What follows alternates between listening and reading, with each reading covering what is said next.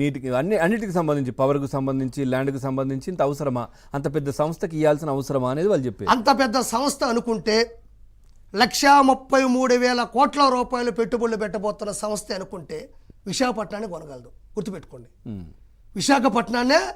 అవును, అలా కొనగలుగుతుంది కదా, మరి కొనొచ్చు కదా, ఎందుకు రాయితీలు ఇవ్వాలి అని అడిగేది. కొనొచ్చు కదా అన్నది కాదు ఇక్కడ ముఖ్యం. వాళ్ళు అనుకుంటే ప్రపంచవ్యాప్తంగా 195 దేశాల్లో కూడా గూగుల్ సంస్థ అనేది ఒక అగ్రగామి సంస్థ, దాని గురించి ఎవరు సందేహం లేదు. కానీ ఇక్కడికి రావడానికి మనం అట్రాక్ట్ చేయగలిగినట్టు ఏంటి, మనం అట్రాక్ట్ చేయగలిగింది ఏంటి అంటే, ఇప్పుడు జగన్మోహన్ రెడ్డి చంద్రబాబు నాయుడు గారు ముఖ్యమంత్రిగా పనిచేస్తున్నప్పుడు అమరావతిని రాజధానిగా చేస్తున్నప్పుడు 34,000 ఎకరాల భూమిని స్వీకరించారు. అది రెడీ చేసుకున్నప్పుడు కొన్ని పొరపాట్ల వల్ల జగన్మోహన్ రెడ్డి సీఎం అయ్యాడు. రాగానే ఏం చేశాడు, అమరావతి ఒకటే రాజధాని కాదు, నేను 3 రాజధానులు చేస్తాను అన్నాడు.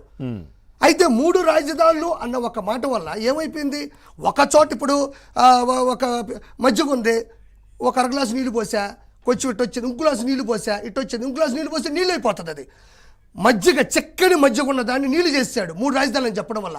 ఆ రోజుల్లో ఈ టీసీఎస్ కావచ్చు, లేదంటే గూగుల్ కంపెనీలు కావచ్చు, లేకపోతే విప్రోలు కావచ్చు, లేకపోతే ఇన్ఫర్మేషన్ టెక్నాలజీ సంబంధించిన ఏదైనా కూడా వెనకబడిపోయింది. ఇదేమి పిచ్చి ఆలోచన.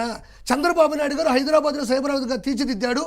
ఆయన ముఖ్యమంత్రిగా ఉంటే ఏమన్నా చేద్దామని ముందుకు వస్తే ఈ ముఖ్యమంత్రి 3 రాజధానులు అని చెప్పాడు. సో ఎక్కడ పెడితే ఎక్కడ హబ్ అవుతుందని భయపడి ఆగిపోయిన పరిస్థితి. ఇప్పుడు కూడా అమరావతి రాజధానిగా ఉన్నా ఈ వైజాగ్ అనేది ఈ విధంగా టెక్నాలజీ రంగంలో సాఫ్ట్వేర్ కావచ్చు ఇవన్నీ డెవలప్ అవుతోంది.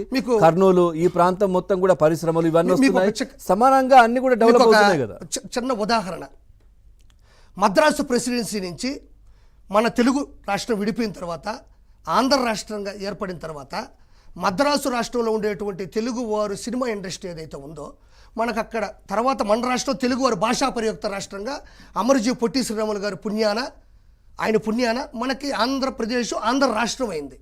రాష్ట్రం అయిన తర్వాత ఇండస్ట్రీ తరలి రావాలి. ఇక్కడికి తరలి రావాలంటే ఏం చేయాలి, ఖచ్చితంగా సెట్లు వేసుకోవడానికి లేకపోతే సెట్లు నిర్మించుకోవడానికి ఖచ్చితంగా వాళ్ళకి స్టూడియోలు కావాలి. స్టూడియోస్ కావాలా లేదా? ఆ రోజుల్లో ఈ ఆంధ్ర రాష్ట్రంలో సినిమా వాళ్ళని కాపాడడానికి, వాళ్ళ ఉపాధి పోకుండా ఉండడానికి, వాళ్ళ కార్డుల్ని రక్షించడానికి, వాళ్ళ కడుపు నిండా అన్నం పెట్టడానికి అక్కడి నుంచి ఇక్కడికి వచ్చిన తర్వాత మన ఆత్మాభిమానం మీద తెలుగు ఇండస్ట్రీ అక్కడ లేదని చెబితే బాగోదని కొన్ని స్టూడియోస్కి గవర్నమెంటే స్థలాలు ఇచ్చింది. గవర్నమెంట్ స్థలాలు ఇచ్చి చాలా తక్కువ రేటుకి లీజుకు రాసి అగ్రిమెంట్ చేసుకొని మీరు దాన్ని డెవలప్ చేసుకోండి, ఆ డబ్బుని మళ్ళీ తిరిగి సినీ పరిశ్రమకి పెట్టండి అని పెద్ద పెద్ద సంస్థల స్టూడియోస్కి ఆ రోజుల్లో ప్రభుత్వం ఇచ్చింది. ఇదే చిన్న ఉదాహరణ. ఇది ఇప్పుడు ఉన్నది కాదండి. ఆ రోజుల్లోనే మద్రాసు నుంచి తిరిగి వచ్చి మన రాష్ట్రం ఏర్పడినప్పుడు మనకు అసలు ఈ రాజధానిలో మనకు అసలు అంటే ఇండస్ట్రీకి సంబంధించిన సెట్టింగ్లు వేసుకోవడానికి స్టూడియోసే లేనప్పుడు రాష్ట్రం కల్పించినటువంటి అవకాశం తక్కువ రేట్లకి ఎక్కువ సంవత్సరాలు ఇచ్చి మీరు దాన్ని డెవలప్ చేసి సినిమాలు అన్ని రకాలుగా కూడా ఇక్కడ జరిగేటట్టు మీరు చూసుకోవాలి అని చెప్పడం వల్ల ఈరోజు సినిమా ఇండస్ట్రీ ఇక్కడ నిలబడింది. నేను పేర్లు చెప్పను, పెద్ద పెద్ద స్టూడియోస్ కూడా ఉన్నాయి అందులో. అప్పట్లోనంటే మనం ఒక్కరిని ఆకర్షించాలి, వాళ్ళకి వసతులు కల్పించాలి, లేకపోతే వాళ్ళకి లేదంటే మీ దగ్గరికి ఎందుకు రావాలి, నేను ఇంకో ప్లేస్కి పోనా, ఎందుకు రావాలి? అసలు చూడండి, 1,33,000 కోట్ల రూపాయల పెట్టుబడి భారతదేశంలో ఎప్పటి వరకు విదేశీ పెట్టుబడి, భారతదేశ వ్యాప్తంగా చరిత్రలో విదేశీ పెట్టుబడి ఇంత లేదు. ఇది ఒక చరిత్ర. సుందర్ రాజన్ పిచాయ్ గారే డైరెక్ట్గా ఒక కాన్వర్సేషన్లో మాట్లాడుతూ ప్రధానమంత్రి నరేంద్ర మోడీ గారికి ప్రజల మీద మక్కువ ఎక్కువ, ఆయన ప్రజల మీద కృషి చేస్తూ ఉంటాడు, నాకు చాలా ఇష్టం, నేను విశాఖపట్నంలో పెడుతున్నాను, దానికి ఎంత డేటా అవుతుంది, ఏ విధంగా ఖర్చు పెడుతున్నాం, $15 బిలియన్ ఖర్చు అవుతుంది, 80% క్లీన్ ఎనర్జీగా ఉంటుంది, భూమి నీటి లోపల నుంచి సముద్రాల గుండా డేటా ట్రాన్స్ఫర్ చేస్తాం.